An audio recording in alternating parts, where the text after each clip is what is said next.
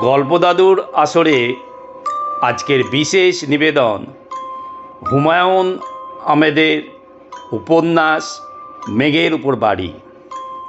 উপন্যাসটি প্রাপ্তবয়স্কদের অবলম্বনে রচিত। আমরা সমস্ত ধরনের শ্রোতার শোনার জন্য গল্পটির কিছু শব্দ পরিবর্তন করেছি। গল্পটি দুটি পর্বে পাঠ ও অভিনয় করা হবে। এ সপ্তাহে আমরা প্রথম পাঠটি উপস্থাপন করছি। অভিনয় ও পাঠে অংশগ্রহণ করেছেন অশোক, অভিজিৎ ও মৌসুমী। শুরু হচ্ছে হুমায়ুন আহমেদের গল্প মেঘের ওপর বাড়ি।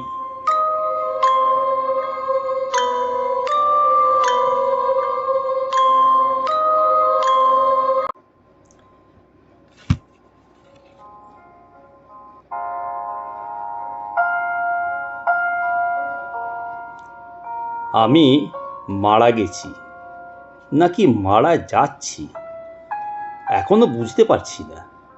মনে হয় মারা গেছি। মৃত অবস্থায় থেকে অলৌকিকভাবে যারা বেঁচে ওঠে তাদের মৃত্যু অভিজ্ঞতা হয়। এর নাম NDE, নিয়ার ডেথ এক্সপিরিয়েন্স, বাংলায় মৃত্যু অভিজ্ঞতা। তারা সবাই দেখে লম্বা এক সুড়ঙ্গের ভেতর দিয়ে তারা যাচ্ছে। সুড়ঙ্গের শেষ মাথায় চোখ ধাঁধানো আলো। এই আলোর চুম্বকের মতো আকর্ষণী ক্ষমতা। কঠিন আকর্ষণে অন্ধের মতো আলোর দিকে এগিয়ে যেতে হয়। আমি কোনো সুড়ঙ্গ দেখছি না, সুড়ঙ্গের মাথায় আলো নয়, তবে নিজেকে দেখতে পাচ্ছি। জীবিত অবস্থায় কোনো মানুষেরই আয়নার সামনে ছাড়া নিজেকে দেখার উপায় নেই। আমি যেহেতু নিজেকে দেখছি, কাজেই ধরে নিতে পারি আমি মারা গেছি। নিজেকে দেখে আমার মায়া লাগছে। হাসপাতালের কেবিনে ডান দিকে পাশ ফিরে আমি শুয়ে আছি। নাকে অক্সিজেনের নল, বাঁ হাতে ক্যানোলা লাগানো। ক্যানোলা দিয়ে রক্তের শিরায় স্যালাইন যাচ্ছে। স্যালাইনের সঙ্গে অ্যান্টিবায়োটিক।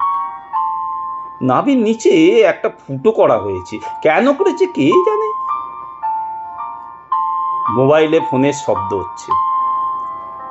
আমি যেদিকে ফিরে শুয়ে আছি শব্দটা আসছে তার ঠিক উল্টো দিক থেকে। রুবিনার মোবাইল ফোন। আমি মাথা না ঘুরিয়েই রুবিনাকে দেখলাম। রোগীর অ্যাটেন্ডেন্টের ডিভান এসে শুয়ে আছে।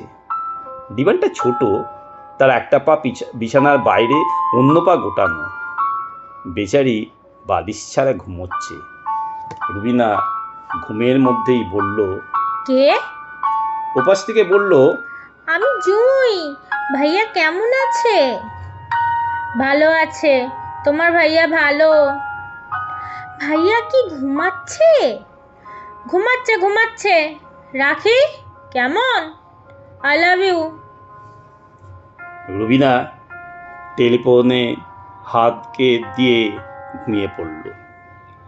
ঘুমিয়ে যাওয়ার আগের মুহূর্তে বলল, প্রতিবার রাত 3টে টেলিফোন, দিনে কি করিস? রুবিনার টেলিফোনের কথাবার্তা শুনে কয়েকটা জিনিস স্পষ্ট হলো।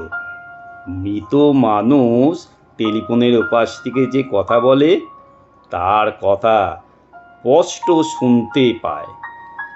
কেউ মনে মনে কোনো কথা বললে তাও শুনতে পায়। এত রাতে জুঁই নামের কে টেলিফোন করলো চিনতে পারছি না তো। নতুন পরিবেশে নিজেকে অভ্যস্ত করার চেষ্টা করছি। জীবিত অবস্থায় আমার চারপাশে পৃথিবী যেমন ছিল এখন তেমন নেই, কিন্তু গুণগত নতুন পরিবেশে নিজেকে অভ্যস্ত করার চেষ্টা করছি। জীবিত অবস্থায় আমার চারপাশে পৃথিবী যেমন ছিল এখন তেমন নেই। কিছু গুণগত পরিবর্তন হয়েছে। আলো অনেক কোমল হয়ে গেছে। লেন্সে হালকা জেলি লাগিয়ে ছবি তুললে ছবি যেমন কোমল দেখায়, ঠিক তেমন রুবিনা যে ডিভানে শুয়ে আছে তার কিনারা কোমল। ইংরেজিতে সহজ করে বলি, নো শার্প এজেস। টুক করে শব্দ হলো। রুবিনার হাতে ধরা মোবাইল ফোন মেঝেতে পড়ে গেছে। যেখানে পড়েছে তার কাছেই রাশি বিচারের একটা বই।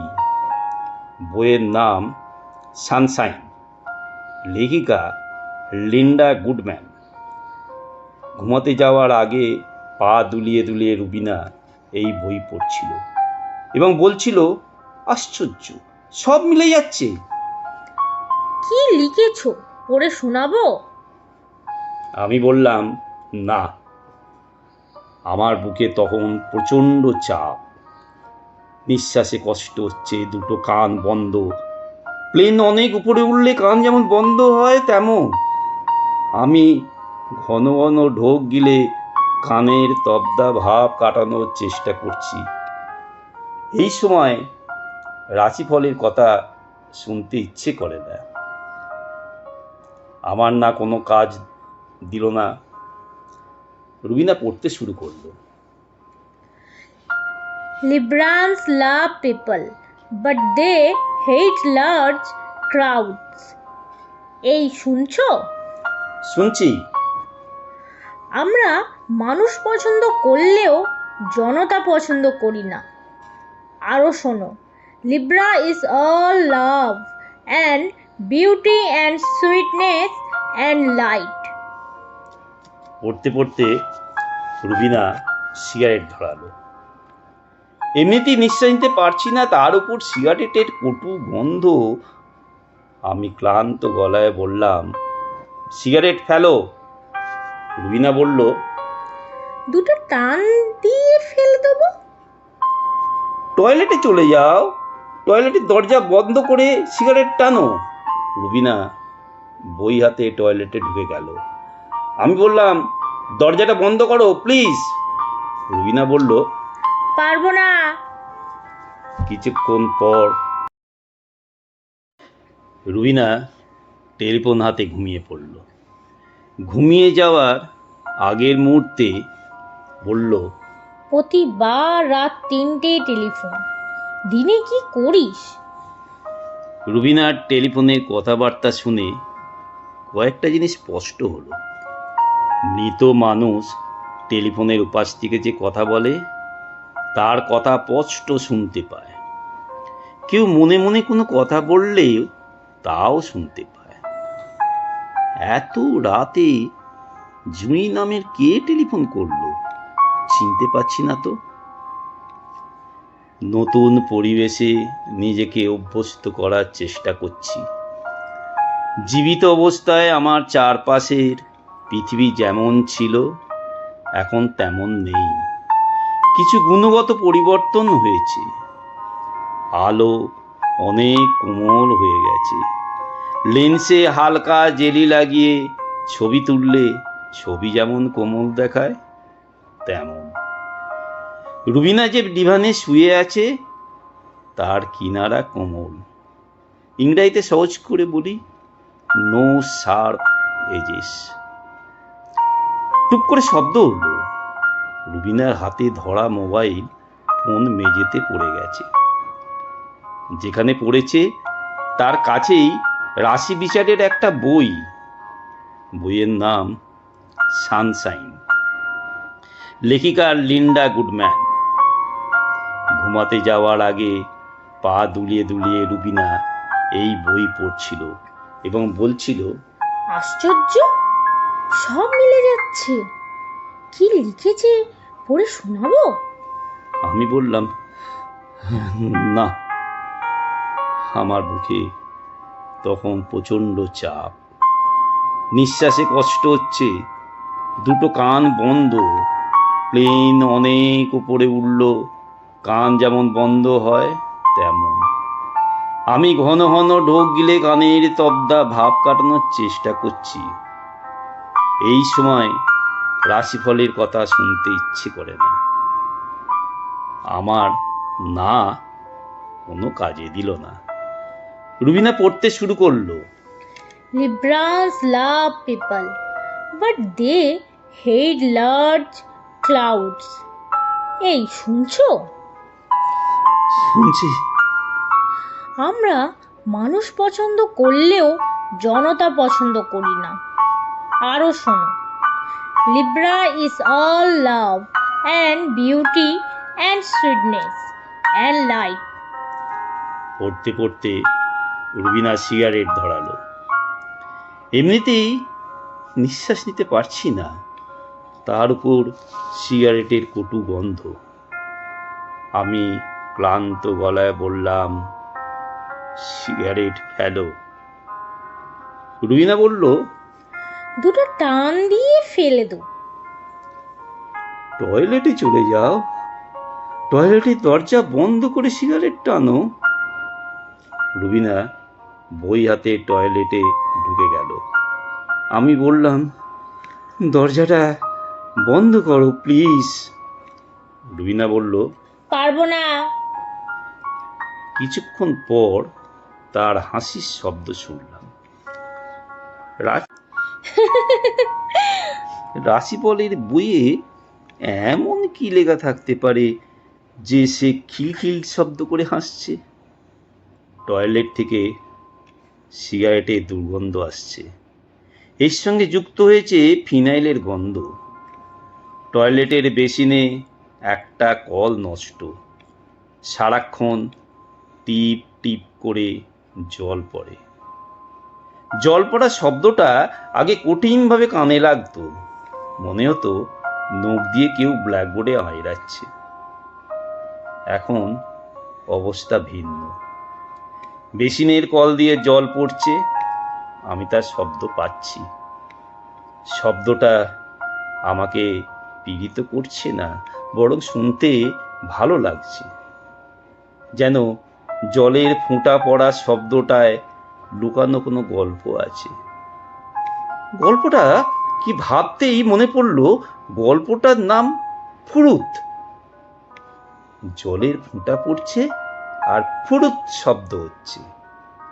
খুব ছোটবেলায় বাবা গল্প করছেন, আমি তার সামনে দুই হাঁটু ফেলে কুকুরের মতো বসে আছি, মুগ্ধ হয়ে গল্প শুনছি। এক দেশে ছিল হাজার হাজার লক্ষ লক্ষ কোটি কোটি পাখি। পাখি যন্ত্রণায় অস্থির হয়ে রাজা বললেন, সব পাখি জালে বন্দি করো, প্রকাণ্ড জাল বানাও। রাজার হুকুমে প্রকাণ্ড জাল বানানো হলো। জাল দিয়ে সব পাখি আটকে ফেলা হলো। জালের এক কোণায় একটা ছিদ্র ছিল, এটা কেউ লক্ষ্য করেনি। ছিদ্র দিয়ে একটা হলুদ পাখি ফুরুত করে বের হয়ে গেল। এই বলে বাবা গল্প থামাতেই আমি বললাম, তারপর? বাবা বললেন, ফুরুত। আমি বললাম, ফুরুত কি? বাবা বললেন, ফুরুত করে আর একটা পাখি চলে গেছে। আমি বললাম, তারপর? ফুরুত। বাবা বললেন, তারপর কি? ফুরুত। আমি বেশ কিছুক্ষণ অপেক্ষা করে বললাম, তারপর? বাবা বললেন, ফুরুত। আমি বললাম, সবগুলো পাখি কখন বের হবে? বাবা বললেন, যেদিন তুই মারা যাবি সেদিন, তার আগে না। আমি মারা গেছি। বাবার কথানুসারে সব পাখি জাল থেকে বের হয়েছে, তবে তাদের ফুরুত করে ওড়ার শব্দ রেখে গেছে। টয়লেটের কল ফুরুত ফুরুত করেই যাচ্ছে, শব্দটা মিষ্টি লাগছে, গাছের পাতা থেকে শিশির পড়ার মতো। আলো যেমন কোমল হয়ে গেছে, শব্দও কোমল হয়ে গেছে, যত সময় যাবে ততই মনে হয় কোমল হবে। আলো ও শব্দ দুটোই ইন্দ্রিয় গ্রাহ্য। মৃত মানুষের ইন্দ্রিয় কোথায়? আলো কিভাবে দেখছি, শব্দই বা কিভাবে শুনছি? আমার আলাদা অস্তিত্ব নেই। আমি এক জায়গা থেকে আর এক জায়গায় যাচ্ছি না। জীবিত অবস্থায় ভূত প্রেতের ছবি রুবিনার সঙ্গে দেখেছি। হরর ছবি তার খুব পছন্দ। The whip and the ফ্লেস, women, Friday the 13th, এসব ছবিতে ভূত প্রেতের আলাদা অস্তিত্ব আছে। তারা এক জায়গা থেকে আর এক জায়গায় যেতে পারে। তাদের গায়ে কাপড় থাকে। নগ্ন ভূত পেতনি কখনো দেখিনি। এখন বুঝতে পারছি এই অংশগুলো ঠিক না। যার কোনো অস্তিত্ব নেই, তার জামা কাপড় পরারও কিছু নেই। পাশের বিছানায় খজমজ শব্দ হচ্ছে। রুবিনা উঠে বসেছে, চোখ ঢলছে। মেঝেতে পড়ে থাকা মোবাইল ফোন সেট উঠিয়ে নিয়ে হাই তুলে কি যেন দেখলো, সময় দেখলো। বড় করে হাই তুলে ঘুমোতে গিয়েও গেল না। টয়লেটের দিকে রওনা হলো, হাতে সিগারেটের প্যাকেট। সিগারেটের গন্ধ পাচ্ছি।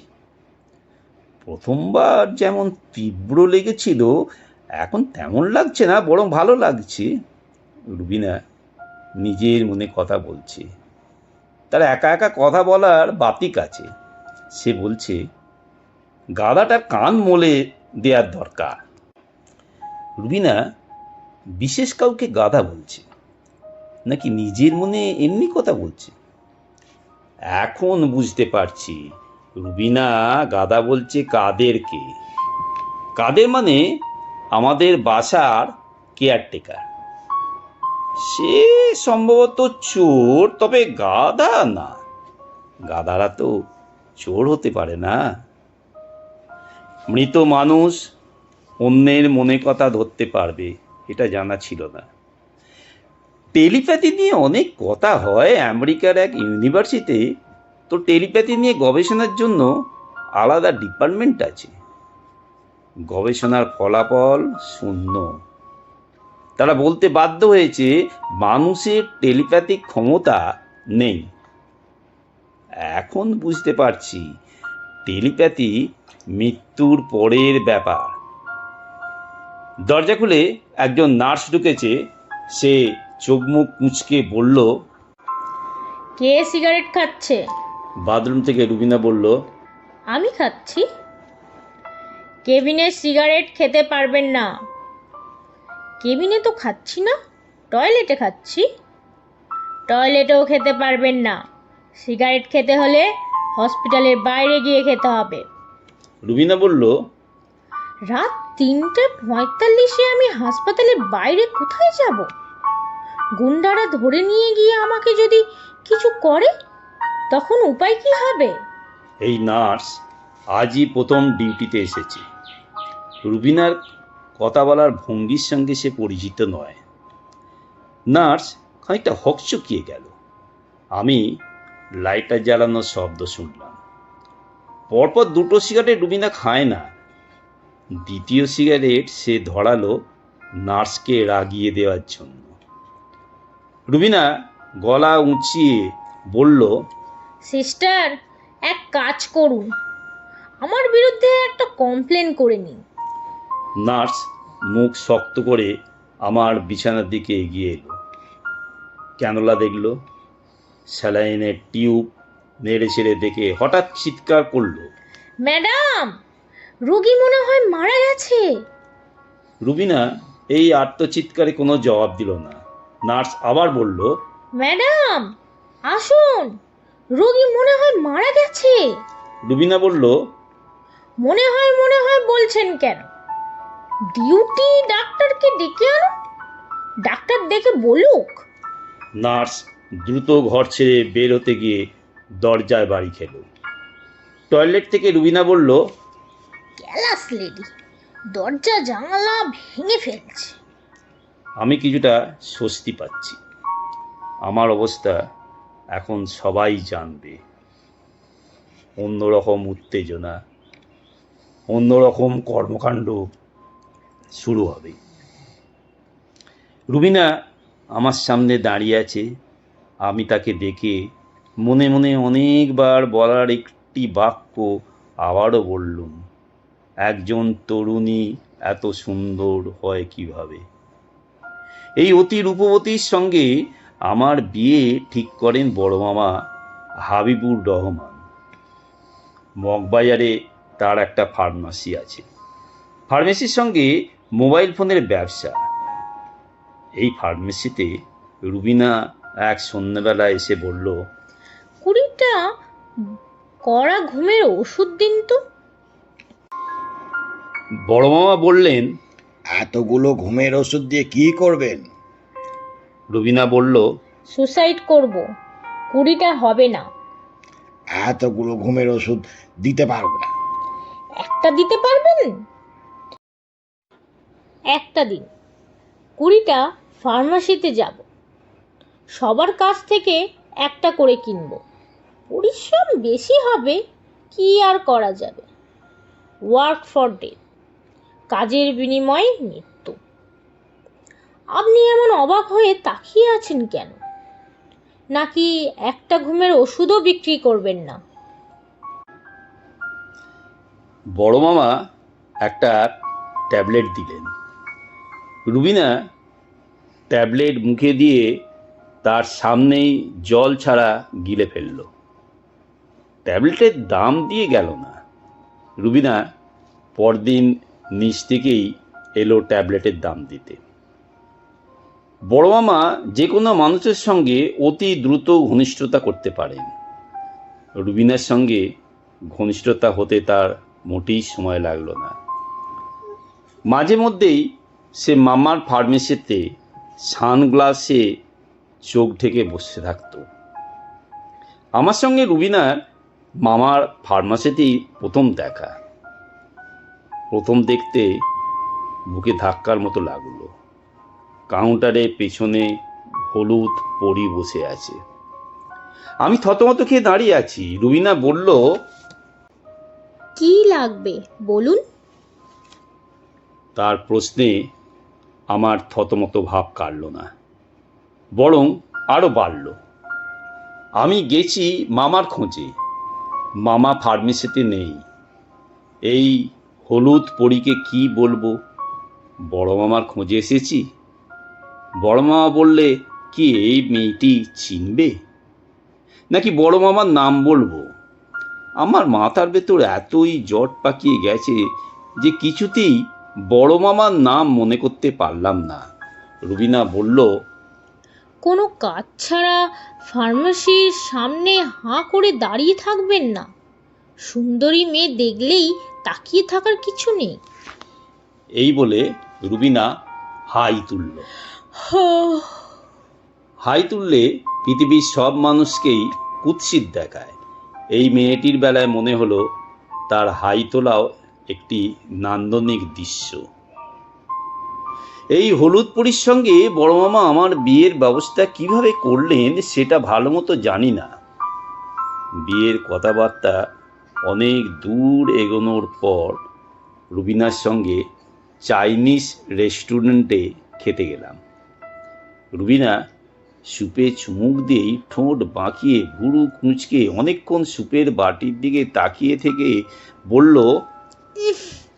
ইস, সুপে তেলেপোকার গন্ধ পাচ্ছেন? আমি বললাম, না। চট করে না বলে ফেললেন। তেলেপোকার গায়ের গন্ধ কেমন সেটা জানেন? না।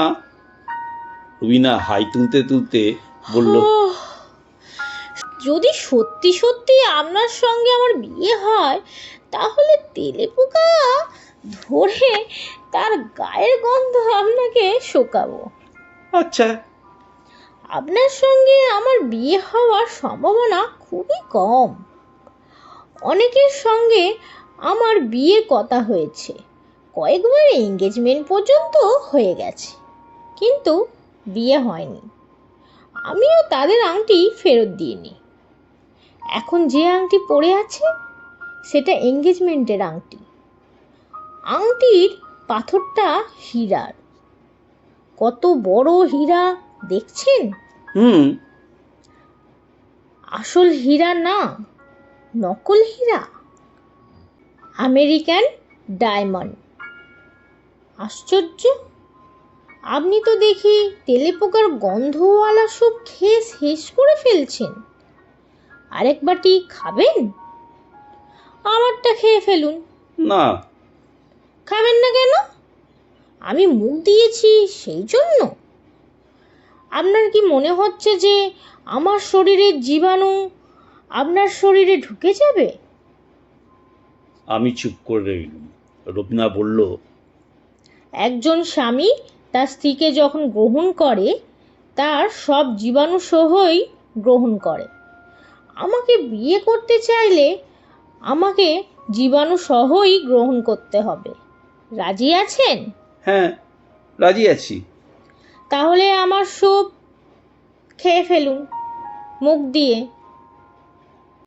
পুরোটা খেতে হবে না, কয়েক চামচ খেলেই হবে। আমি সুপের চামচে মুখ দিলাম। হঠাৎ রুবিনার দিকে চোখ পড়তেই দেখি সে অদ্ভুত দৃষ্টিতে আমাকে দেখছে। এমন অদ্ভুত দৃষ্টিতে আমরা সাধারণত একজন আর একজনের দিকে তাকাই না। এই মুহূর্তে রুবিনা আমার সামনে। তার চোখে সেই পুরনো অদ্ভুত দৃষ্টি, কিছুটা কৌতূহল, কিছুটা বিস্ময়, অনেকখানি বেদনা।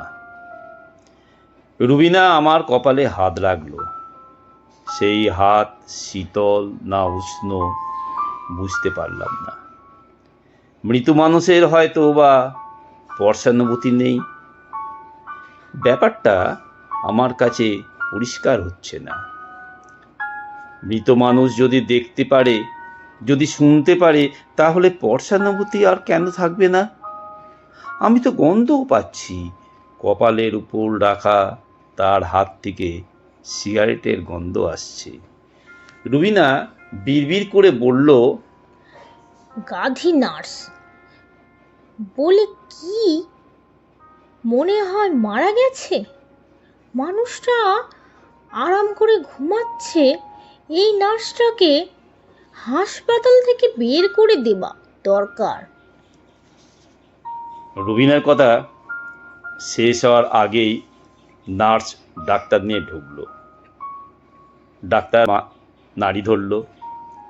তাকে তেমন বিচলিত মনে হলো না। সে চোখের পাতা খুলে চোখের মণিতে টর্চ ফেলল। চোখে টর্চ ধরলে আমার আলো ছাড়া কিছুই দেখি না।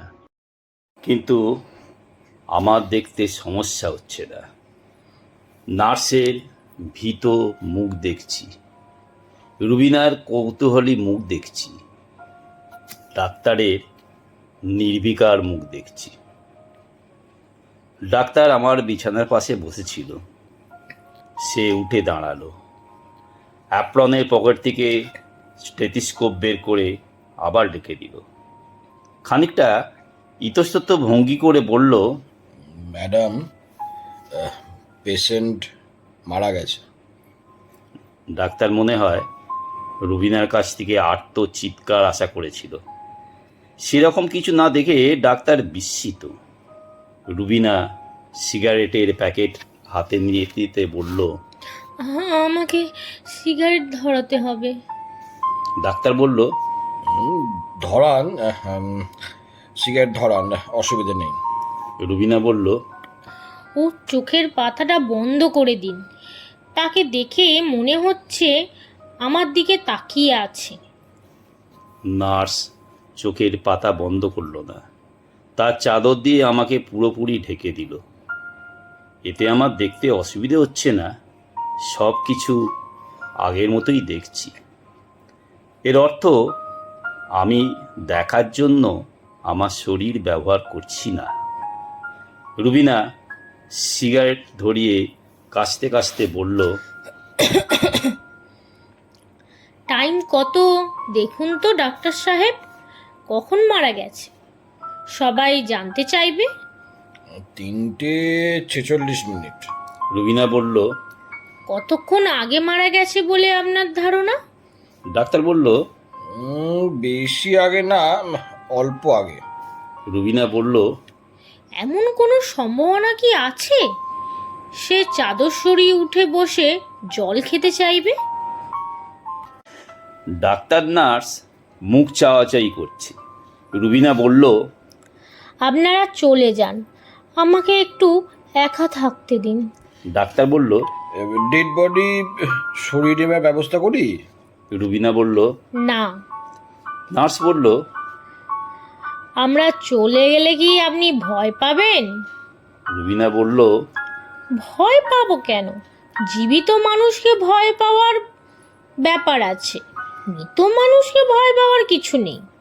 সে যদি উঠে জেগে বলে এক গ্লাস জল খাবো, আমি খুব স্বাভাবিক গলায় বলবো ঠান্ডা জল দেব না নর্মাল।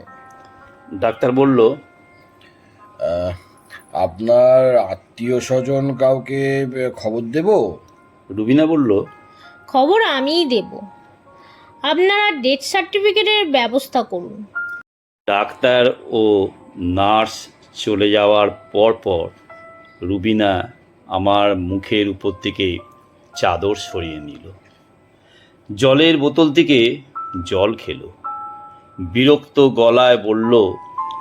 এখনো স্যালাইন যাচ্ছে, এইসব খোলেনি কেন? গাধা নার্স, গাধা ডাক্তার। রুবিনা মোবাইল নিয়ে তার বিছানায় আধা শোয়া হয়ে বসেছে, তার হাতে সিগারেটের প্যাকেট, নতুন একটা স্টিক আঙুলের পাশে ধরা, এখনো জ্বালানো হয়নি। হ্যালো, কাদের? কাদের? আমার গলা শুনে বুঝতে পারছো না আমি কে? খামোকা কে কে করছো? তোমার মোবাইলে তো আমার নাম ওঠার কথা, নাম উঠেছে কিনা দেখো। ম্যাডাম, উঠেছে ম্যাডাম। আমি দুজনের কথাবার্তাই পরিষ্কার শুনছি। কাদেরের গলা শুনে মনে হচ্ছে তার ঘুম এখনো কাটেনি। কাদের, মন দিয়ে শুনছো? জি ম্যাডাম। তোমার স্যার মারা গেছেন। কি কি সর্বনাশ! কখন মারা গেছেন? কখন মারা গেছেন এটা ইম্পর্টেন্ট নয়, মারা গেছেন এটা ইম্পর্টেন্ট। তুমি গাড়ি পাঠাও, আমি বাসায় ফিরবো, হট শাওয়ার নেব। সবাইকে খবর দিব ম্যাডাম? এত রাতে কাউকে খবর দেওয়ার কিছু নেই, সবাই ঘুমাচ্ছে। সকাল 8:30টার পর খবর দেওয়া শুরু করবে। জি জি আচ্ছা ম্যাডাম। সবাই বাসায় আসার জন্য ব্যস্ত হবে, তাদের বলবে ডেড বডি বাসায় নেই। হাসপাতালে আছে বলবো? না, বলবে কবর হবে তোমার স্যারের বাবার কবরের পাশে, ডেড বডি নিয়ে গাড়ি রওনা হয়ে গেছে। অনেকেই তো যেতে চাইবে। যারা যেতে চাইবে তারা নিজ ব্যবস্থায় যাবে, বুঝেছো? পলিনবুকে কি খবর দেব? পলিন ঘুমাচ্ছে না? জি। পলিন খুব স্বাভাবিক মেয়ে না, এটা তুমি জানো। ঘুম ভাঙিয়ে তাকে দুঃসংবাদ দেওয়ার কি আছে? এরকম একটা খবর শুনলে সে কি করবে সেটা তুমিও জানো না, আমিও জানি না। সকাল 9টার সময় তুমি রবিকে টেলিফোন করবে, সে 9টার আগে ওঠে না। ডেড বডি নিয়ে গ্রামের বাড়ি যাওয়া, দাফনের ব্যবস্থা করার দায়িত্ব তার। আমি এখন আমার মোবাইল অফ করে দিচ্ছি, ড্রাইভার এখনই পাঠাও। জি ম্যাডাম। কাঁদছো নাকি?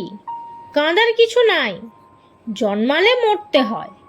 তুমি মরবে, আমি মরব, তোমার পুরা গোষ্ঠী মরবে, আমার পুরা গোষ্ঠী মরবে, ঠিক না? জি ম্যাডাম। আমার শোবার ঘরের এসি ছেড়ে ঘরটা ঠান্ডা করে রাখো। আমি বাসা ফিরে কিছুক্ষণ রেস্ট নেব। জি ম্যাডাম। রুবিনা কাপড় বদলাচ্ছে। আমি একজন মৃত মানুষ, তারপরেও আতঙ্কে অস্থির। দরজা লক করা নেই, যে কোনো সময়ে যে কেউ কেবিনে ঢুকতে পারে। আমি চোখ বন্ধ করার চেষ্টা করলাম, চোখ বন্ধ করা গেল না। সব আমার চোখের সামনেই ঘটছে। জীবিত অবস্থায় কোনো কিছু দেখতে না চাইলে চোখ বন্ধ করতাম, এখন তা সম্ভব না। সব কিছুই আমাকে দেখতে হবে। কেবিনের দরজা খুলে নার্স ঢুকলো। বাঁচা গেছে। এর মধ্যে রুবিনার কাপড় বদলানো হয়ে গেছে। ড্রেস বদলানো কাজটা সে অত্যন্ত দ্রুত করতে পারে। নার্স বলল, ম্যাডাম, আপনি কি চলে যাচ্ছেন?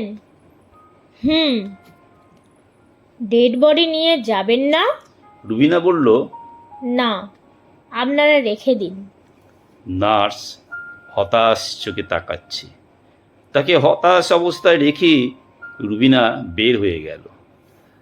আমার বলতে ইচ্ছে করছে, সিস্টার, আমার স্ত্রীর ব্যবহারে আপনি মন খারাপ করবেন না। সে এরকমই। ডেড বডি সে ফেলে রেখে যাবে না, যথা সময়ে নিয়ে যাবে।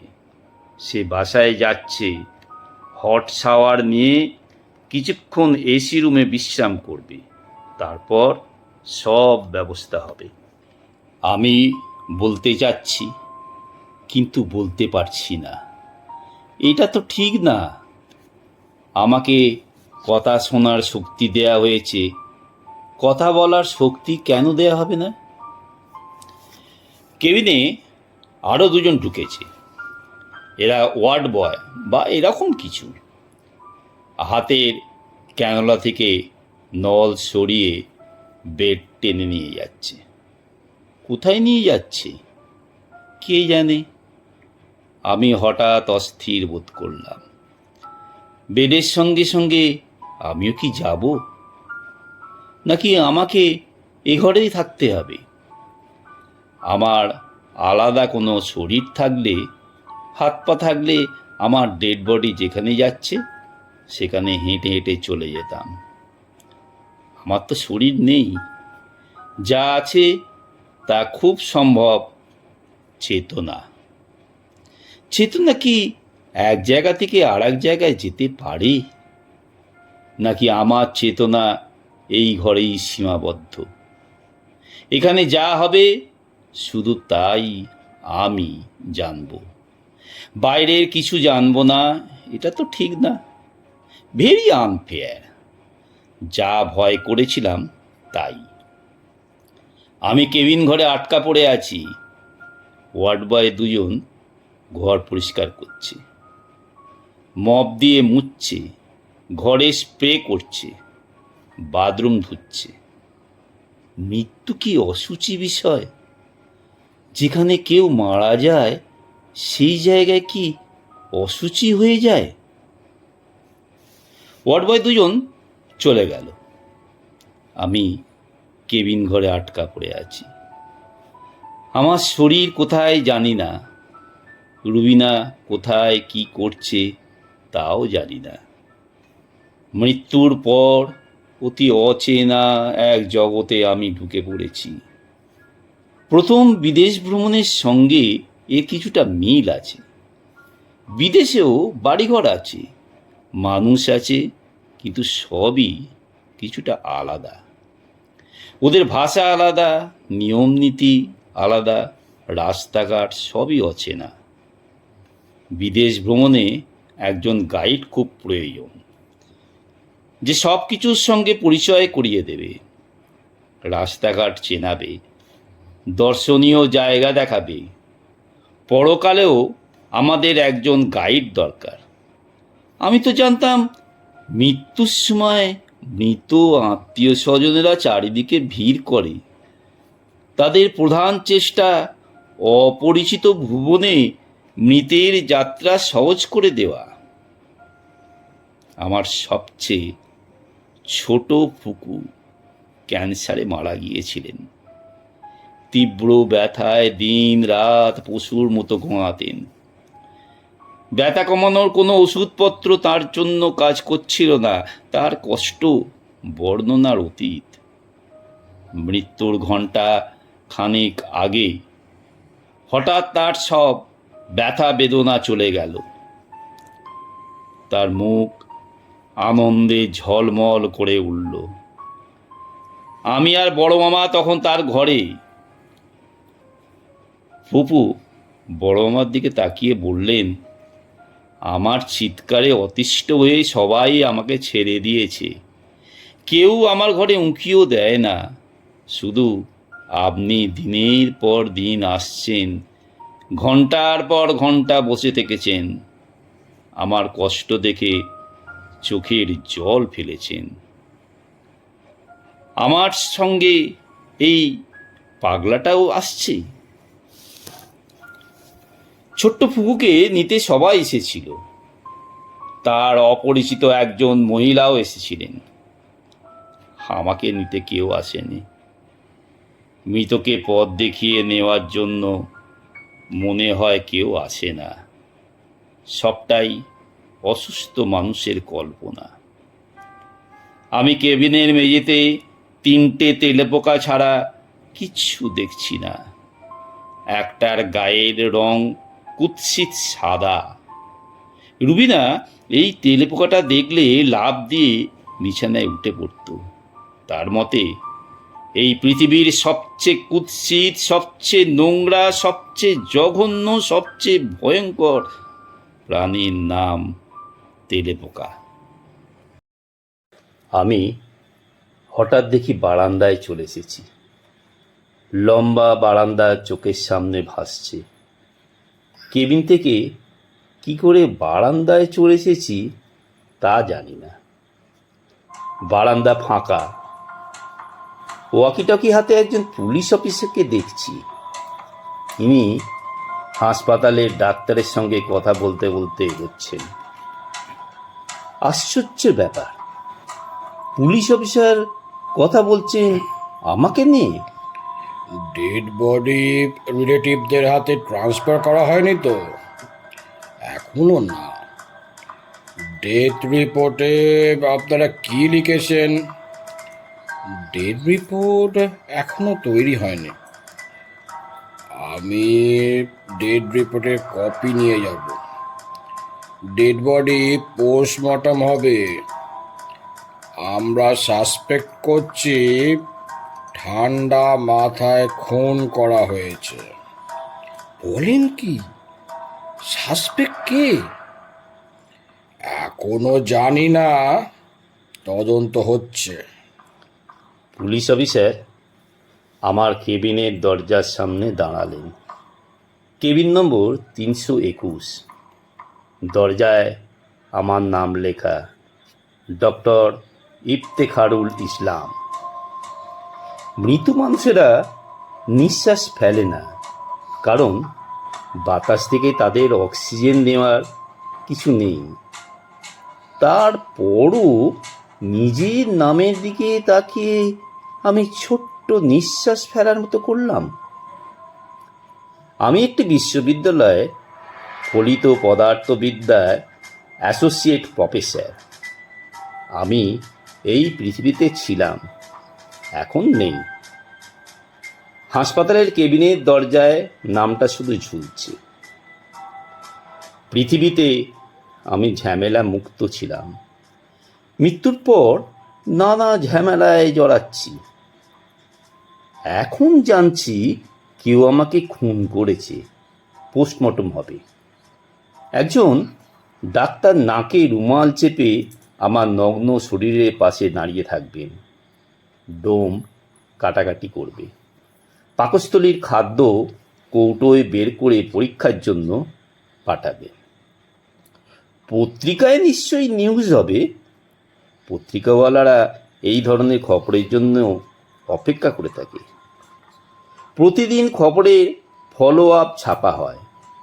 5 থেকে 6 দিনের মাথায় খবর ছাপা বন্ধ, সবাই সব কিছু ভুলে যায়। পুলিশ অফিসার কেবিনের দরজা খুলে ঘরে উঁকি দিলেন, চোখ মুখ কুঁচকে বললেন, ঘরে সিগারেটের গন্ধ। সিগারেট কে খেত? পেশেন্টের স্ত্রী। তাকে অনেকবার নিষেধ করা হয়েছিল। মহিলা উগ্র স্বভাবের, কারোর কথাই শোনেন না। তো তিনি কোথায়? বলতে পারছি না। ভোরবেলা কাউকে কিছু না জানিয়ে চলে গেছেন। তার নম্বর কি আছে? আমি কথা বলবো। ডেস্কে নিশ্চয়ই আছে। আসুন, নম্বর বের করে দিচ্ছি। আমি এই কেবিনেই আছি। আপনি টেলিফোন নাম্বারটা নিয়ে আসুন। আর আমাকে 1 কাপ ব্ল্যাক কফি দেওয়া সম্ভব হবে কি? আমি কোনো পুলিশ অফিসারকে কাছ থেকে দেখিনি। আমার আত্মীয় স্বজনের মধ্যেও পুলিশ সার্ভিসে কেউ নেই। রুবিনার এক মাস্তুতো ভাই আছে, পুলিশের এআইজি। একবারই তিনি আমাদের বাসায় এসেছিলেন, আধ ঘন্টার মতো ছিলেন। সেই আধ ঘন্টা তিনি ক্রমাগত মোবাইল ফোনে কথা বলেছেন। এত বিরক্ত মুখে আমি কাউকে কথা বলতে দেখিনি। এই পুলিশ অফিসারকেও মনে হলো বিরক্ত। শুধু বিরক্ত নয়, অধৈর্য। প্রথমে ডিভানের উপর বসল, কিছুক্ষণের মধ্যেই ডিভান ছেড়ে বাথরুমের দরজা খুলে উঁকি দিল। সেখান থেকে ফিরে এসে রোগীর বিছানার পাশে টেবিলে রাখা ওষুধের বোতল হাতে নিয়ে শুঁকতে লাগলো। জিনিস শুকার বাতি তার মধ্যে প্রবল বলে মনে হচ্ছে। সে সব কিছুই শুঁকছে। ক্লসেট খুলে সে রুবিনার কিছু পোশাক ঝুলন্ত পেল। পোশাকগুলো শুঁকল। রোগীর ওষুধের টেবিলের ড্রয়ার অনেক টানাটানি করে খুলল। সেখানে রুবিনার সিগারেটের প্যাকেট ও লাইটার। সে সিগারেটের প্যাকেট শুঁকল। প্যাকেট খুলে সিগারেট বের করে সিগারেট শুঁকল। লাইটারটা কয়েকবার জ্বালিয়ে নিভিয়ে লাইটার শুঁকল। অ্যারিজোনা স্টেট ইউনিভার্সিটিতে আমি যখন পিএইচডি করি, তখন কলম্বো নামের একটা টিভি সিরিয়াল দেখতাম। কলম্বো হলো সিরিয়ালের নায়ক। সে ভীষণ বিভিন্ন হত্যাকাণ্ডের তদন্ত করে। পিটার ফগ নামের একজন অভিনেতা কলম্বো চরিত্রে অভিনয় করেছিলেন। অসাধারণ অভিনয়। তারও শোঁকার বাতিক ছিল। তদন্ত করতে গিয়ে যা দেখতেন তাই শুঁকতেন। বেশিরভাগ সময় জিভে লাগিয়েও দেখতেন। একটা দৃশ্যে তিনি সাসপেক্টের বাড়িতে গিয়ে সেন্টের একটা শিশি পেলেন। যথারীতি শুকে দেখলেন। জিভে খানিকটা লাগিয়ে এদিক ওদিক তাকিয়ে নিজের জামায় খানিকটা স্প্রে করলেন। শেষ পর্যন্ত এই সেন্টের শিশি আসামিকে ধরতে ভূমিকা রাখল। বিদেশে পড়াশোনায় জটিল সময়টা কলম্বো সিরিয়াল আমাকে অত্যন্ত আনন্দ দিয়েছে। দেহধারী মানুষের অনেক আনন্দের ব্যবস্থা পৃথিবীতে আছে। নাটক, সিনেমা, বই, গান, চিত্রকলা, সঙ্গীত। পরকালে এমন ব্যবস্থা কি আছে, বা আসলেই কি আছে? আনন্দ এবং উত্তেজনায় অধীর হয়ে কলম্বোর মতো কোনো সিরিয়াল দেখার ব্যবস্থা কি আছে? মৃতদের সিনেমা দেখার জন্য ছবিঘর আছে, লাইব্রেরি আছে। কফি নিয়ে একজন ওয়ার্ড বয় ঢুকেছে। তার হাতে এক টুকরা কাগজ। মনে হয় রুবিনার টেলিফোন নাম্বার। পুলিশ অফিসার কপির মগ হাতে নিলেন। যা ভেবেছিলাম তাই। তিনি কপিতে চুমুক দিয়ে নানাভাবে গন্ধ শুকলেন। তার ভাব দেখে মনে হচ্ছে গন্ধ পছন্দ হয়নি। তিনি মগ নামিয়ে রেখে টেলিফোন নম্বর লেখা কাগজটি হাতে নিলেন, নাকের সামনে ধরে কাগজের গন্ধ নিলেন। আমি আনন্দিত, কিছুক্ষণের মধ্যেই রুবিনার মিষ্টি গলা শুনতে পাব। মৃত্যুর পরও এই সুবিধাটা হয়েছে। কেউ টেলিফোন করলে দুদিকের কথাই শোনা যায়। মিসেস রুবিনা কথা বলছেন? ইয়েস। কেমন আছেন ম্যাডাম? ভালো। হু আর ইউ? আমার নাম খলিলুর রহমান। আমি ইফতেখার স্যারের ডাইরেক্ট ছাত্র। স্যারকে খুব ভালোবাসতাম, খুব ভালোভাবে চিনতাম তাকে আমি। আপনার স্যারকে চিনতেন, ভালো করতেন। এখন আমি ব্যস্ত, টেলিফোন রাখছি। Please please madam please. ছাত্রাবস্থায় খুব বিপদে পড়ে আমি স্যারের কাছ থেকে 3,000 টাকা ধার করেছিলাম। টাকাটা ফেরত দেওয়া হয়নি, আপনার কাছে ফেরত দিতে চাইছি। ফেরত দিতে হবে না। ওকে, বাই। খট শব্দ হলো। রুবিনা টেলিফোন রেখে দিয়েছে। পুলিশ অফিসার খলিল এবার কফির কাপে চুমুক দিল। 3বার চুমুক। প্রতিবারই তার চোখ মুখ মুচকে গেল। সে আবারও টেলিফোন করল। আমার ধারণা ছিল রুবিনা টেলিফোন ধরবে না। টেলিফোন ধরল। ম্যাডাম, আমি খলিল বলছি, ইফতেখার স্যারের ডাইরেক্ট স্টুডেন্ট। একটু আগে কথা হয়েছে, আবার কেন ফোন করলেন? স্টুপিড। ম্যাডাম রাগ করবেন না, আমার সঙ্গে আপনার কথা বলতেই হবে, আপনার অন্য বিকল্প নেই। কথা বলতেই হবে কেন? স্যারের মৃত্যুতে একটি অপঘাতের মামলা হতে যাচ্ছে। একটা টেলিফোনে পুলিশকে তার মৃত্যু সংবাদ জানানো হয়েছে এবং বলা হয়েছে এটি একটি পরিকল্পিত হত্যাকাণ্ড। কে হত্যা করেছে? এখনো জানি না, আমার উপর দায়িত্ব পড়েছে তদন্ত করে বের করার। তদন্ত করুন, আমাকে বিরক্ত করছেন কেন? হাজব্যান্ড মারা গেছে, আমি আপসেট। ম্যাডাম, আপনাকে তেমন আপসেট মনে হচ্ছে না। আপসেট দেখাতে হলে আমাকে কি করতে হবে? ভেউ ভেউ করে কাঁদতে হবে?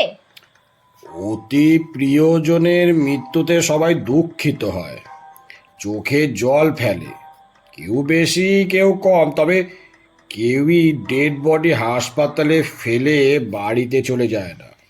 আপনার কি ধারণা আমি খুন করে ডেড বডি ফেলে বাসায় লুকিয়ে আছি? ম্যাডাম, আমার সেরকম ধারণা নয়। তাহলে টেলিফোন রাখুন, আমাকে বিরক্ত করবেন না। আচ্ছা ম্যাডাম, টেলিফোন রাখলাম। শোকের সময় বিরক্ত করার জন্য আন্তরিকভাবে দুঃখিত। খলিল টেলিফোন রেখে আবারও ঠান্ডা কফিতে গুনে গুনে 3বার চুমুক দিল। তার 3বার কফির কাপে চুমুক দেয়া দেখেই বুঝেছি যে আবারও টেলিফোন করবে। কলম্বোর সঙ্গে এই পুলিশ অফিসারের মিল আছে। কলম্বো সাসপেক্টকে অতি বিনীতভাবে বিরক্ত করত।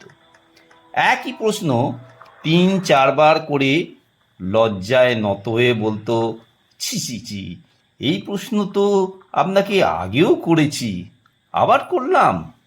আমার আসলে মাথার ঠিক নেই। হ্যালো ম্যাডাম, আমি খলিল।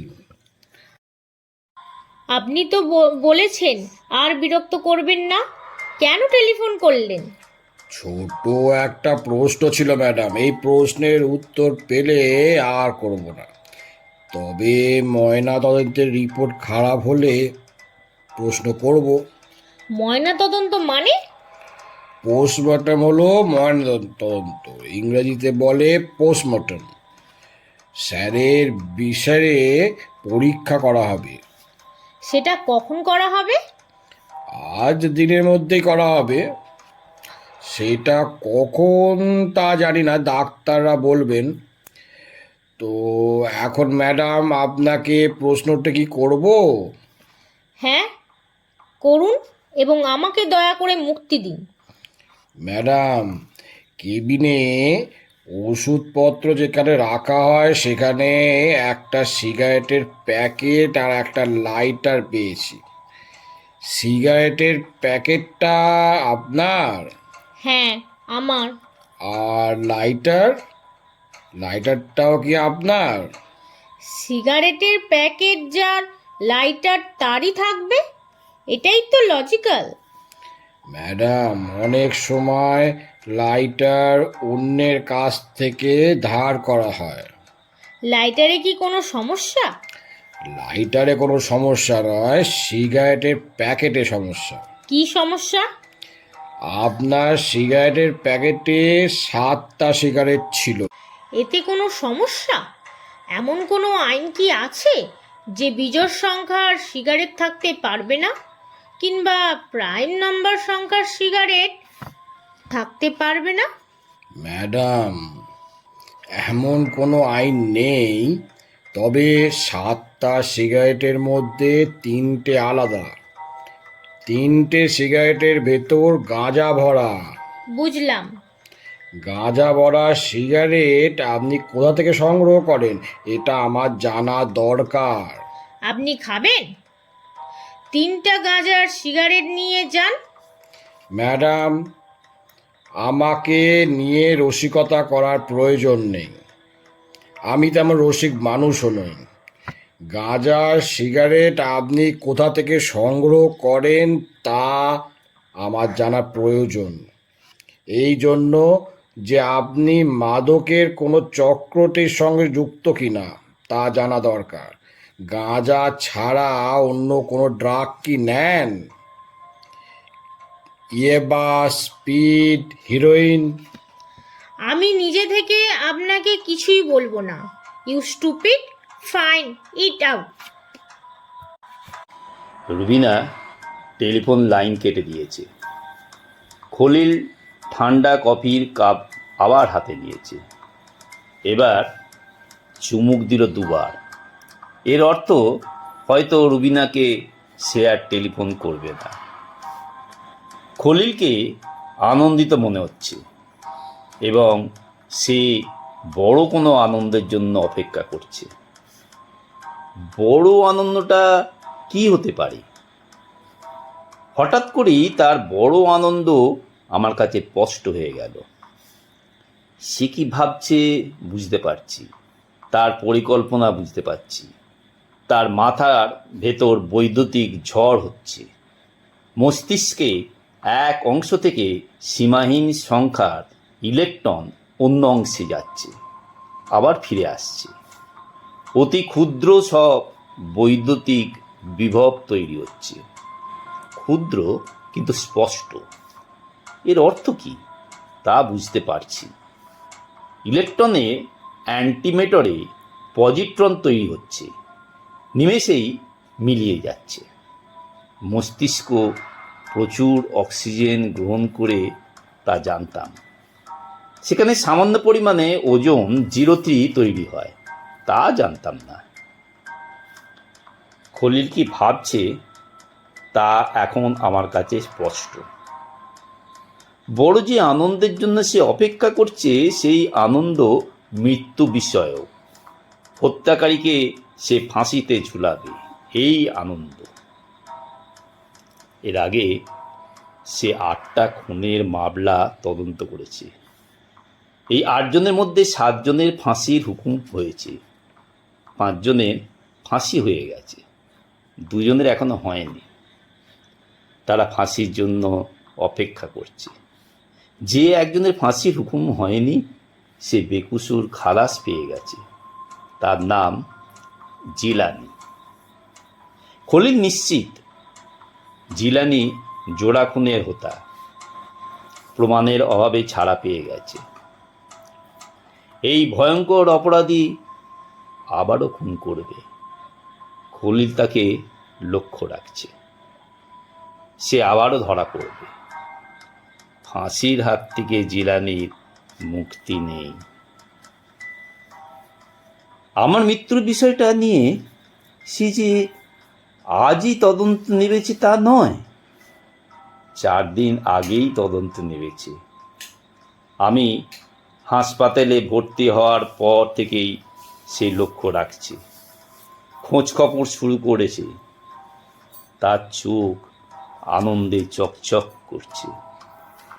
আরও একজনকে সে ফাঁসিতে ঝুলাতে পারবে, সেই আর একজন নাম রুবিনা। খলিলের মাথার ভেতর ফাঁসির দৃশ্য, রুবিনাকে ফাঁসিতে ঝোলানো হচ্ছে। জল্লাদ রুবিনার মুখ কালো কাপড় দিয়ে ঢেকে দিল। রুবিনা বলছে, না না না।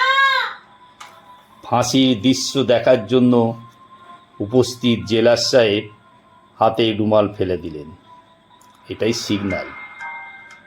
রুবিনা ফাঁসিতে ঝুলছে, তার আলতা পড়া ফর্সা পা তুলছে। আশ্চর্য, এখন খলিলের মাথায় কবিতা ঘুরছে। ইংরেজি কবিতা নয়, বাংলা কবিতা। 8 বছর আগের একদিন, প্রথম থেকে নয়, হঠাৎ একটা লাইন, কোনোদিন জাগিবি না আর। সেই কবিতাটি ইংরেজি অনুবাদের চেষ্টা করেছে। অনুবাদ পছন্দ মতো হচ্ছে না বলে সে নিজের উপর রেগে যাচ্ছে। কোনোদিন জাগিবি না আর, she will never wake up. লাশ কাটা ঘরে শুয়ে ঘুমায় এবার, now she sleeping on the morgue table. Khalil আমার ছাত্র ছিল, কিন্তু তাকে চিনতে পারছি না। জুঁই নামের যে মেয়েটা রাত 3টে টেলিফোন করেছিল, তাকে চিনতে পারিনি। জীবিত অবস্থার কিছু স্মৃতি কি নষ্ট হয়ে গেছে? লাশ কাটা ঘরের পলিথিন বিছানো নোংরা টেবিলে আমার শরীর চিত হয়ে আছে, গায়ে কোনো কাপড় নেই। টেবিল থেকে ফিনাইলের কঠিন গন্ধ আসছে। ঘরের জানলা আছে, জানলায় হলুদ রঙের পর্দা ঝুলছে। পর্দা নোংরা, সেখানে কিছু বড় বড় নীল রঙের মাছি বসে আছে। মাছিগুলো কিছুক্ষণ বসে থাকে, আবার ওড়াউড়ি করে পর্দার উপর বসে। ঘরের 4টে দেয়ালের একটায় চুনকাম করা হয়েছে, সেখানে কেউ নোংরা কথা লিখেছে। ঘরে নিশ্চয়ই অসহনীয় গরম। মুখে রুমাল চেপে দাঁড়ানো ডাক্তার দরদর করে ঘামছে। ডাক্তারের চেহারা সুন্দর, ফ্রেঞ্চ কাট দাড়ি, চোখে সোনালি চশমা। ডাক্তার মাঝে মাঝে মাথা উঁচু করে সিলিং ফ্যানের দিকে তাকাচ্ছে। সিলিং ফ্যান শব্দ করে ঘুরছে, তবে কোনো বাতাস পাওয়া যাচ্ছে না। টেবিলের কাছে কাঁচি ও ছুরি হাতে ডোম দাঁড়িয়ে আছে। ডোমের গা খালি, ঘোর কৃষ্ণবন্দের বেটে মানুষ। তার সারা শরীরে ঘন লোম। নির্দেশের অপেক্ষা। ডাক্তার বললেন, পেটটা কেটে শুধু স্টম্যাকটা বের করো, ভিসেরা হবে। ডোম বলল, ফুসফুস কলিজা নিকালবো না? বললাম তো শুধু স্টম্যাক। এত কথা বলো কেন? কাজ শেষ করো, গরমে মারা যাচ্ছে। ডোম পেট কাটার বদলে ফ্যানের সুইচ অফ করে দিল। ডাক্তার ক্ষিপ্ত গলায় বলল, ফ্যান বন্ধ করলে কেন? ফ্যান চললে কাম করতে পারি না। ফ্যান চালাইয়া দিতেছি, কাটাকাটি আপনি করেন, আমি কাটবো না। আর আমার সঙ্গে মিজাজ করবেন না। কালু ডোম মিজাজের ধার ধারে না। কাজ করবে না, না যান রিপোর্ট করেন, আমার চাকরি খান। দেখি আপনি কত বড় চাকরি খানেওয়ালা। ডোম দরজার দিকে এগোচ্ছে। ডাক্তার ভীত গলায় বলল, ঠিক আছে, ফ্যান বন্ধ করেই কাজ করো। অল্পতে এত চটে যাও কেন? চলন্ত ফ্যান বন্ধ হয়েছে। মাছিরা পর্দা ছেড়ে আমার মুখের চারপাশে ওড়াউড়ি করছে। কখন নামবে বুঝতে পারছে না। যতই সময় যাচ্ছে আমার শীত বাড়ছে। শীতে শরীর কাঁপছে না। আমার শরীর বলে কিছু নেই। শীতে অনুভূতি বাড়ছে। এক একবার ঠান্ডা বাতাস আসে। সেই বাতাস কিছুক্ষণ স্থায়ী হয়, তারপর বাতাস হঠাৎ থেমে যায়। শীত মনে হয় এই বাতাস নিয়ে আসছে। ঠান্ডা বাড়ার হার কি এক্সপেন্সিয়াল? তাহলে একটা সময় আসবে যখন আমরা এক্সপোনেনশিয়াল রেখার কাঁধে চলে আসব। সেই সময় শীত অসহনীয় পর্যায়ে বাড়তে শুরু করবে। কালোডোম কাটাকাটি শুরু করেছে। আমার দেখতে ইচ্ছে করছে না, কিন্তু উপায় নেই, দেখতে হচ্ছে। দৃষ্টি অন্যদিকে ফেরানোর ব্যবস্থা এই জগতে নেই। মাছি যেমন চারিদিক দেখতে পায়, আমিও পাচ্ছি। ডাক্তার চোখ বন্ধ করে জানলার হলুদ পর্দার দিকে তাকিয়েছিল। সে হঠাৎ চোখ মিলে এক পলকের জন্য শব্দের দিকে তাকিয়ে ছুটে দরজা দিয়ে বের হয়ে গেল। ডাক্তার পেটে হাত দিয়ে লাশ কাটা ঘরের বারান্দায় বসে বমি করছে। আহা বেচারা, কি যেন হয়েছে।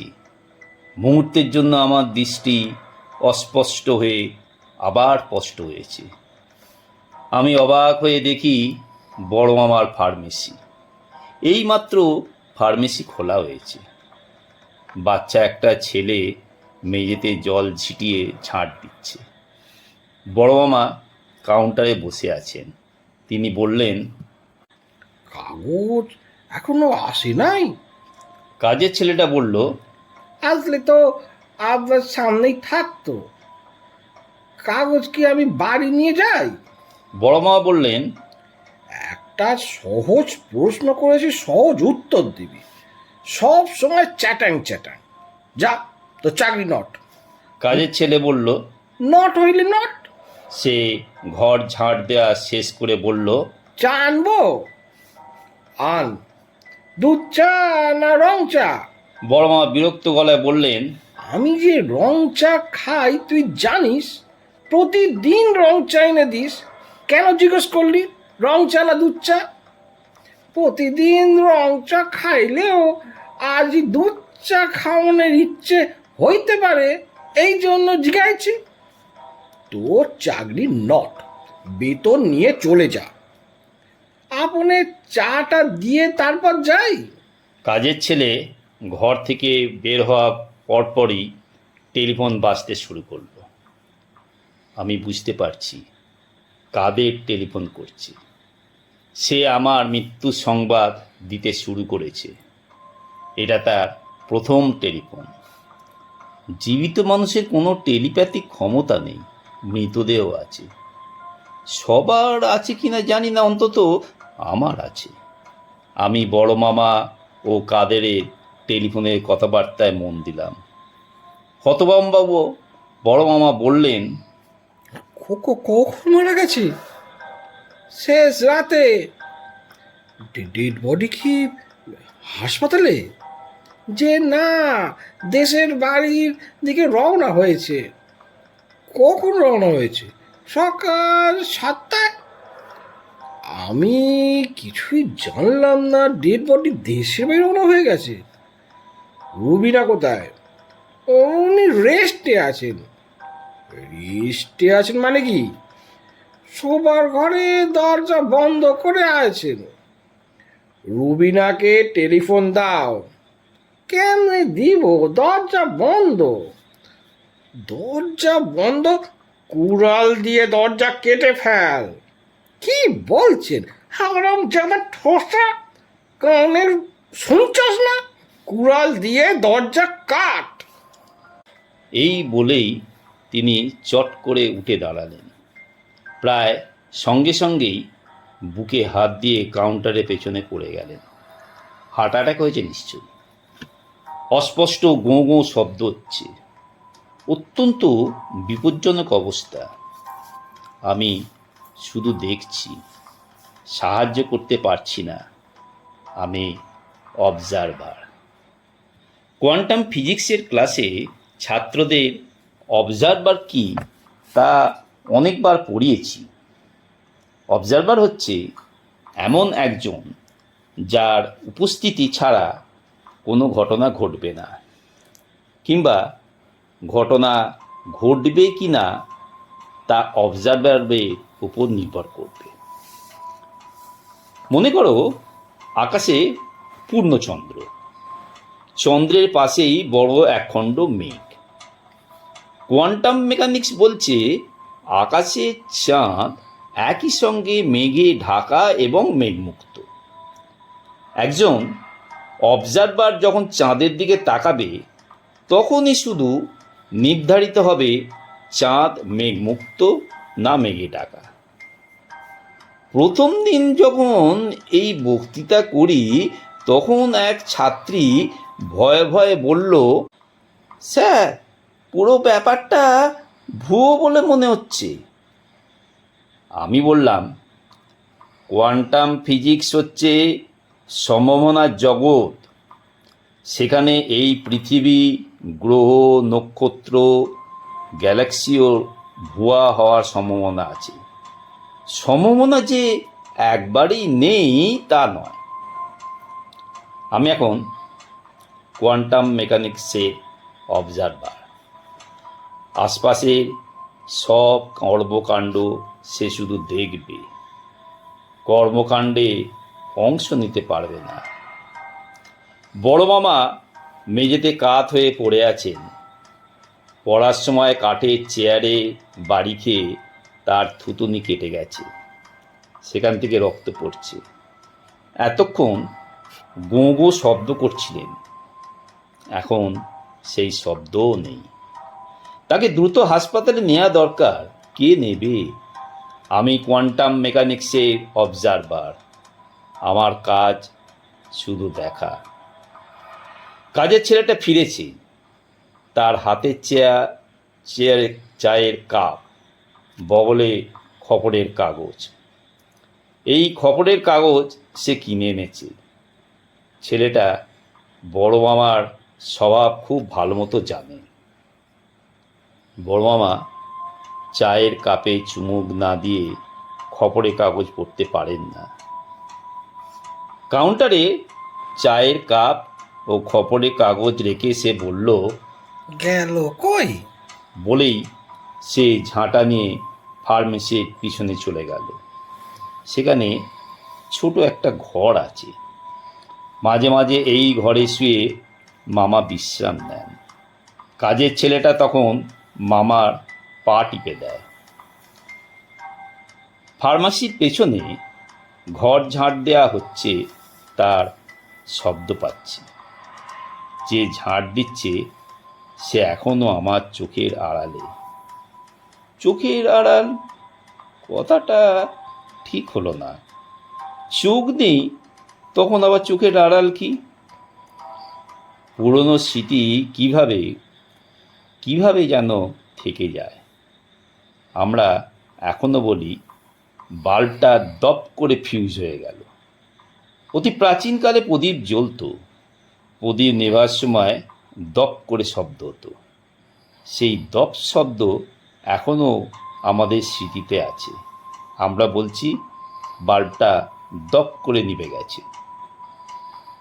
জীবিত মানুষের স্মৃতি সংরক্ষিত থাকে মস্তিষ্কে। একজন মৃতের স্মৃতি কিভাবে সংরক্ষিত হয়? আমার স্মৃতি এখন কোথায় জমা? কাজের ছেলেটা ঘর ঝাঁট দিয়ে ফিরে এসেছে। সে আবারও বলল, মানুষটা গেল কই? চা ঠান্ডা হইতেছে। ফার্মেসির পত্রিকা নিয়ে লোক এসেছে। সে বাইরে থেকে পত্রিকা ছুঁড়ে ফেলতেই কাজের ছেলেটি বলল, এত বেলা কইরা কাগজ দিলে আমার পুষবে না। স্যারের সকালবেলা কাগজ লাগে, আজ থেকে কাগজ বন্ধ, নগদ পয়সায় কাগজ খরিদ করব। মামার কাজের ছেলেটা কাগজ ভাঁজ করে কাউন্টারে রাখতে গেছে। একটু উঁকি দিলেই সে তার স্যারকে দেখতে পাবে। মনে হচ্ছে সে উঁকি দেবে। মামা কি মারা গেছেন? কোয়ান্টাম সূত্রে মামা এখন শ্রয়ংডিগারের বিড়াল, একই সঙ্গে জীবিত এবং মৃত। কাজের ছেলে উঁকি দেয়া মাত্রই বিষয়টি মীমাংসা হবে। মামা কোনো একটি রিয়েলিটি গ্রহণ করবেন, হয় মৃত রিয়েলিটি অথবা জীবিত রিয়েলিটি।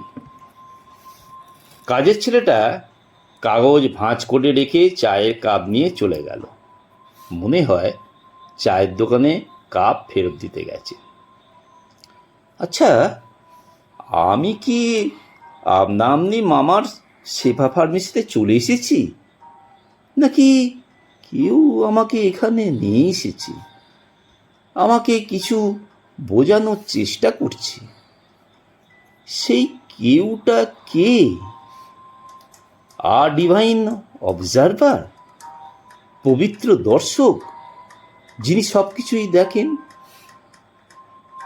মর্গের জানলায় বসে থাকা মাছি দেখেন, শবদেহের নাড়ি ভুঁড়ি কাটা দেখেন, আবার সেপা ফার্মেসির মালিকের কুঁকড়ি মুংড়ি হয়ে পড়ে থাকা দেখেন। শুধু যে দেখেন তা না, অন্যকেও দেখান। আমি এই দৃশ্যটি দেখতে চাইছি না, কিন্তু আমাকে দেখতে হচ্ছে। ক্লাসের এক বক্তৃতায় বলেছিলাম, একজন মানুষের পক্ষে একই সঙ্গে দুই জায়গায় থাকা সম্ভব নয়, কিন্তু ইলেকট্রন যে থাকতে পারে তা অঙ্কের মাধ্যমে তোমাদের বোঝানো হয়েছে। তোমার শরীরে একটি ইলেকট্রন চাঁদ বা মঙ্গল গ্রহে পাওয়ার সম্ভাবনা কিন্তু আছে। ছাত্রদের একজন শব্দ করে হেসেই নিজেকে সামলে নিয়ে সিরিয়াস হয়ে গেল। আমি তার দিকে তাকিয়ে বললাম, আধুনিক পদার্থবিদ্যা দ্রুত ব্ল্যাক ম্যাজিকের দিকে যাচ্ছে। এখন প্যারালাল ওয়ার্ল্ডের কথা বলা হচ্ছে, মাল্টিভার্সের কথা বলা হচ্ছে। তোমার নাম কি? সে ভীত গলায় বলল, সুমন। আমি বললাম, সুমন? ঠিক তোমার মতো একজন, তার নামও সুমন। সে এই মুহূর্তে অন্য একটি জগতে আমার মতো দেখতে একজনের দিকে তাকিয়ে আছে। একটাই শুধু প্রভেদ, তুমি এখানে চশমা পড়েছ, সেখানে হয়তো তোমার চোখে চশমা নেই। দুইটি রিয়েলিটি, একটায় তোমার চোখ ভালো, অন্যটায় চোখ খারাপ। তোমার অসীম সংখ্যার রিয়েলিটি নিয়ে অসীম সংখ্যক জগৎ বহমান। বিশ্বাস হচ্ছে? বুঝতে পারছি না স্যার, মাথা ঘুরছে। আমি কতক্ষণ স্মৃতির ভেতর ঢুকেছিলাম জানি না। হঠাৎ স্মৃতি থেকে বেরোলাম। এখন আর আমি বড় মামার সেবা ফার্মেসিতে নেই। আমাদের গ্রামের বাড়ি কলামাকান্তায়। দূরে কোথাও মাইকিং হচ্ছে, অস্পষ্টভাবে মাইকিংয়ের শব্দ শুনতে পাচ্ছি। একটি বিশেষ ঘোষণা, কলামাকান্দারের কৃতি সন্তান বিশ্ববিদ্যালয়ের প্রফেসর ইফতেখার ইসলাম সাহেব মারা গেছেন। তার শোক সভা ঈদগাহ মাঠে অনুষ্ঠিত হবে। আপনারা দলে দলে যোগদান করুন। একটি বিশেষ ঘোষণা, কলামাকান্দারের কৃতি সন্তান। মায়ের কবরের পাশে আমার জন্য কবর খোঁড়া হচ্ছে। জুম্মা ঘরে মুয়াজ্জিন কবর খোঁড়া তদারক করছেন। এনার গলার স্বর মিষ্টি। তিনি হাত নেড়ে নেড়ে কবর খোঁড়ার বিষয়ে কথা বলছেন। এই মুয়াজ্জিন সাহেব বড় মামার ঘনিষ্ঠ বন্ধু। বড় মামা আমাদের বাড়িতে থাকতেন। বাবা তাকে মাদ্রাসায় ভর্তি করিয়ে দেন। মুয়াজ্জিনের সঙ্গে বড় মামার মাদ্রাসায় পরিচয়। কথায় কথায় বড় মামা তাকে বলেন বুড়বাক। মুয়াজ্জিন, তার নাম মুন্সি রইস, সঙ্গে সঙ্গে বললেন তুমিও বুড়বাক, বুড়বাক, বুড়বাক, বুড়বাক। বড় মামার খবরটা আমি তার বন্ধুকে বলতে পারছি না। জীবিত মানুষের এই ক্ষমতা আছে, মৃতের নেই। একসঙ্গে অনেকগুলো পাখি ডাকছে। বড় মামা কি মারা গেছেন? বড় মামার মৃত্যুতে প্রচুর পাখি ডাকার কথা। মামা হলেন পক্ষী বন্ধু। তার একটাই নেশা, বনে জঙ্গলে ফলের গাছ লাগানো, পাখিদের খাওয়ার জন্য ফল। প্রতি বছর বৈশাখ মাসে মিনি ট্রাক ভর্তি ফল গাছের চারা নিয়ে তিনি বনে ঢোকেন। গাজীপুরের শালবনে তার লাগানো লিচু গাছের পাকা লিচু দেখতে একবার আমি তার সঙ্গে বনে ঢুকেছিলাম। অনেক খোঁজাখুঁজি করেও মামা লিচু গাছ বের করতে পারেননি। আমার ইচ্ছে করছে গ্রামের বাড়িতে যেতে। অনেক দিন এই বাড়ি দেখিনি। বাড়ির পেছনের সবুজ শ্যাওলা ঢাকা পুকুরটা অদ্ভুত। এই পুকুরে প্রকাণ্ড দুটো গজার মাছ আছে। মাঝে মধ্যে গজার মাছ ধরার চেষ্টা চালানো হয়, কখনো ধরা যায় না। অনেকের ধারণা এই দুটো মাছ না, জিন মাছে ডুব ধরে পুকুরে বাস করে। এই পুকুরে আরও রহস্য আছে। হঠাৎ হঠাৎ পুকুর ভর্তি হয়ে যায় পদ্ম ফুলে। তখন বুঝতে হবে আমাদের বাড়ির কারুর মৃত্যু হবে।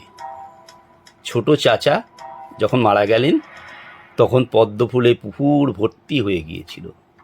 আমার বড় ভাই যখন জাম গাছের ডালে দড়ি ঝুলিয়ে ফাঁস দিলেন তখনও পুকুর ভর্তি ছিল পদ্ম ফুলে। দাদাজান তখন বেঁচে, তিনি হুকুম দিলেন সব পদ্ম শিকড় ছিঁড়ে তুলে আন, একটা পদ্ম যেন না থাকে। আমার মৃত্যুতে কি আবার পদ্মফুল পুকুর ভর্তি হয়েছে? একবার যদি দেখতে পারতাম, খুব দেখতে ইচ্ছে করছে। ইচ্ছে করলেও বাড়িতে যেতে পারছি না। মৃতের কোনো ইচ্ছা অনিচ্ছা নেই, অন্যের ইচ্ছাই তার ইচ্ছা। সেই অন্যটা কে? এর মধ্যে বেশ কিছু গাড়ি চলে এসেছে। একটা মাইক্রোবাস ভর্তি করে আমার বিশ্ববিদ্যালয়ের কিছু কলিগ চলে এসেছে। দীর্ঘ পথ ভ্রমণে তারা ক্লান্ত, ফকির মিসকিনদের মতোই ক্ষুধার্ত। তারাও ফুডের কি ব্যবস্থা নিয়ে নিজেদের মধ্যে কথা বলা বলি করছে। তাদেরকেও কিছুটা ক্ষিপ্ত মনে হচ্ছে। ক্ষুধা সব মানুষকেই এক কাতারে ফেলে। মৃত্যুর পরের জগতে ক্ষুধা নেই, সেখানে এই কারণেই হয়তো সবাইকে এক কাতারে ফেলা যাবে না। বৃষ্টি শুরু হয়েছে। আমাদের অঞ্চলের বিখ্যাত ঝুম বৃষ্টি। কিছুক্ষণের মধ্যেই খোঁড়া কবরে জল জমে গেল। বেশ কিছু ব্যাঙ জলেতে ঝাঁপাঝাঁপি করে আনন্দ প্রকাশ করছে। অপ্রত্যাশিতভাবেই তাদের জন্য জলের ব্যবস্থা হয়েছে। তাদের আনন্দিত হওয়ারই কথা। শহরের ঝুম বৃষ্টি আর গ্রামের ঝুম বৃষ্টি আলাদা।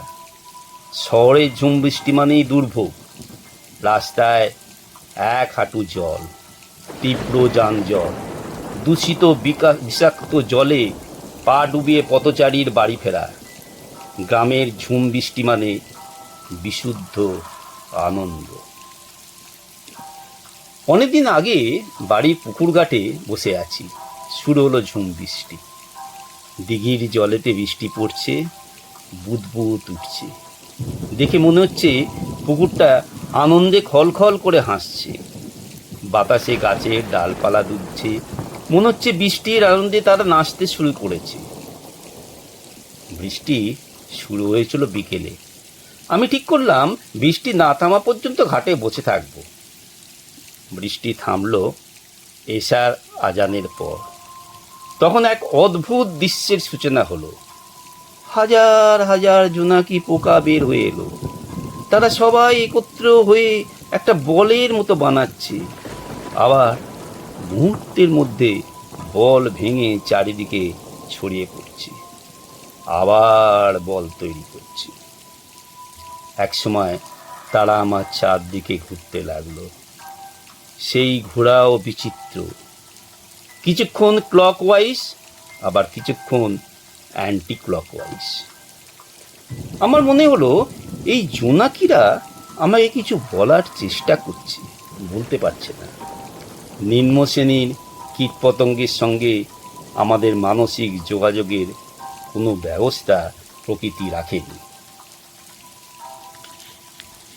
জীবিত মানুষের জীবনের একটি অংশ কাটে সুন্দরের অনুসন্ধানে। পরকালে মানুষেরা নিশ্চয়ই সৌন্দর্য খুঁজবে। কি সৌন্দর্য খুঁজবে? আমি আমার সদ্দেহের জন্য খোঁড়া কবর দেখছি, বৃষ্টি দেখছি, দূরের মাইকের শব্দ শুনছি। এদের মনে হয় কেউ খবর দেয়নি ডেড বডি আসছে না। একটি বিশেষ ঘোষণা। কলমাকান্দারের কৃতি সন্তান বিশ্ববিদ্যালয় প্রফেসরের ইফতেখার ইসলামের শোক সভা।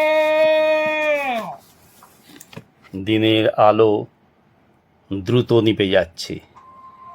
আজও কি রাতে বৃষ্টি থামবে এবং ওই বিশেষ দিনটার মতো ঝাঁকে ঝাঁকে জোনাকি বের হবে? মনে হচ্ছে তাই হবে।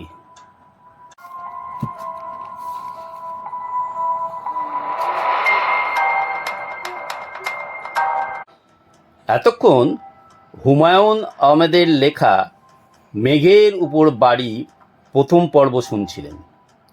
গল্পটি ভালো লাগলে সাবস্ক্রাইব ও লাইক করুন। অবশ্যই শেয়ার ও কমেন্ট করবেন। পরবর্তী পর্ব খুব শীঘ্র গল্প দাদুর আসবে, শুনতে থাকুন।